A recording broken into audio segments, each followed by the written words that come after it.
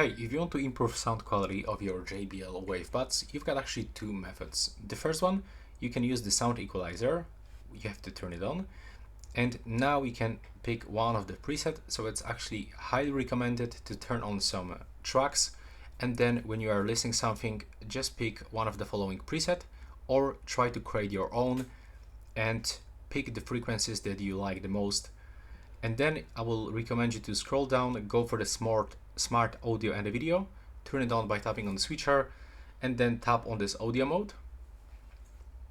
Just wait for it until it will be turned on, just a few seconds. The earbuds will just turn off and then turn on. And now when you click on this information icon, you will find out that it's actually giving us the best audio quality.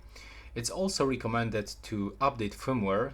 Sometimes they are actually giving us some new functions, so be sure that you are connected to the Wi-Fi or mobile data, and keep looking for the software updates just right here. And this is it for this video. Right now, please subscribe.